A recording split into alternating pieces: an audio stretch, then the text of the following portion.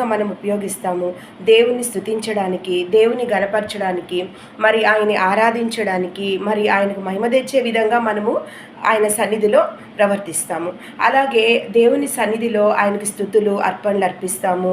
అదేవిధంగా ఆ దేవుని సన్నిధి ఎలా ఉంటుందంటే, దేవుని మందిరం ఎలా ఉంటుందంటే ఆయన సన్నిధితో ప్రకాశింపబడుతుంటుంది, పరిశుద్ధమైన స్థలము. కనుక ఒక విశ్వాసిని కూడా దేవుడి విధంగానే ఆయన యొక్క ఆలయముగా, ఆయన నివసించే ఒక మందిరముగా ఇక్కడ మనకు తెలియజేస్తున్నాడు. మనము ఇక్కడ ఏమంటున్నాడంటే, దేవుని ఆలయము పరిశుద్ధమై ఉన్నది, మీరు ఆలయమై ఉన్నారు. ఎవడైనా దేవుని ఆలయమును పాడు చేసినట్ల దేవుడు వారిని పాడు చేయును.